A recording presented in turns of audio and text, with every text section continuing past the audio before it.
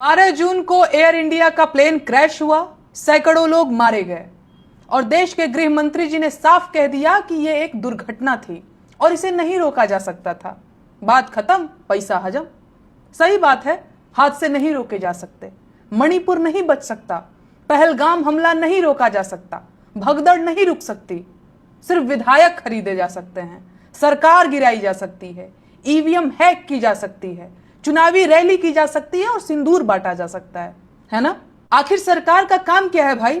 दंगे नहीं रुक सकते, आतंकवादी पकड़ नहीं सकते, शिक्षा व्यवस्था तबाह है, स्वास्थ्य सुविधाओं से मतलब ही नहीं है, बेरोजगारी रिकॉर्ड तोड़ रही है, महंगाई कमर तोड़ रही है, रुपया धूल चाट रहा है, बेरोजगार धूल फांक रहा है। फिर सरकार का काम क्या है? अमेरिका से ऑर्डर लेना, या आईपीएल क्रिकेट करवाना, या सट्टेबाजी करवाकर देश भर को जुआरी बनाना? आखिर काम क्या है सरकार का? अमेरिका से भारतीयों को जंजीरों में बांध कर भेजा गया और आपके मुंह से चूं तक नहीं निकली। यही दिन दिखाने के लिए 56 इंची बने टहल रहे थे आप। कभी हम चीन से आगे निकलने की होड़ में थे, अमेरिका को तपाक से जवाब दे दिया करते थे। आज पाकिस्तान आंख दिखा रहा है और अमेरिका ऑर्डर दे रहा है। शर्म नहीं आ रही है? सैकड़ों देशवासी जिंदा जल गए और इन्हें अलग अलग एंगल से फोटो खिंचवाना है और पोज मारना है।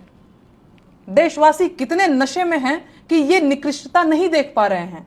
अगर यही आपका आपदा में अवसर है तो इसे हम देशवासी नीचता कहते हैं।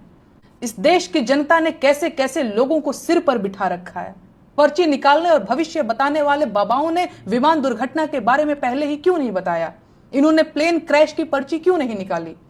महाकुंभ की महाभगदड़ की पर्ची भी नहीं निकाली थी, बालासोर ट्रेन दुर्घटना की पर्ची भी नहीं निकाली थी और पहलगाम हमले की भी पर्ची नहीं निकाली थी।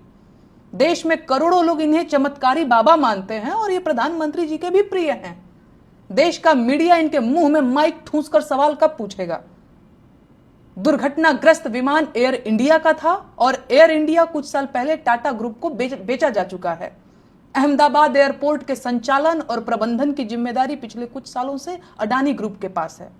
ऐसे में इस दुर्घटना की ईमानदार जांच की उम्मीद करने वालों के लिए मेरे मन में सिर्फ दुख है। एयर इंडिया विमान दुर्घटना एक्ट ऑफ फ्रॉड है, जिसे एक्ट ऑफ गॉड बता दिया गया और सारे पत्रकार 250 जले इंसानों को छोड़कर एक जलने से बची किताब के इर्द गिर्द रिपोर्टिंग करते रहे। और अब तमाम लोग मेरी संवेदनशीलता पर सवाल उठा रहे हैं और फिर से वही राग अलाप रहे हैं कि चुप रहो, देश संकट में है, अभी चुप रहो। जबकि सच ये है कि जब से ये लोग सत्ता में आए हैं, देश तभी से संकट में ही है।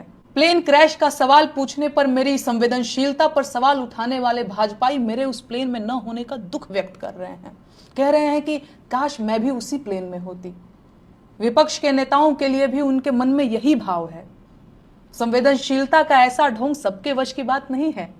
संवेदनशीलता चेक करनी हो तो जाकर सरकार और मोदी जी की संवेदनशीलता चेक कीजिए, जो पहलगाम हमले के तुरंत बाद बिहार में रैली करने चले गए थे। तो मेरा मुंह मत खुलवाइए। ये आपके चुप रहने का ही परिणाम है कि सरकार ने लोगों को भगवान भरोसे छोड़ दिया है। जाइए, पकड़िए कॉलर सरकार का और हिसाब मांगिए। दुर्घटनाग्रस्त हुआ विमान सितंबर 2012 में एयर इंडिया के बेड़े में शामिल हुआ था। ऐसे में ये विमान लगभग 13 साल पुराना था। कारें 10 साल में रिटायर हो जाती हैं, लेकिन 12-13 साल पुराने विमानों में यात्री ढोए जा सकते हैं। क्यों? क्योंकि सरकार के लिए यात्रियों की जान से ज्यादा मुनाफा प्यारा है। जब तक मौतें नहीं होती, सरकार की नींद नहीं खुलती है। खराब विमानों में यात्री ढोए जा रहे हैं और सरकार चुनाव लड़ रही है। यात्रियों की सुरक्षा की जिम्मेदारी अंतिम रूप से सरकार की ही होती है, तो विमान दुर्घटना के लिए सरकार ही जिम्मेदार है। देश के साथ हुई सबसे बड़ी दुर्घटना भाजपा का सत्ता में आना है। बाकी सारी दुर्घटनाएं इसी का परिणाम है। एयर इंडिया टाटा को दे दिया और अहमदाबाद एयरपोर्ट अडानी को दे दिया। अब देश को इस्तीफा भी दे दीजिए।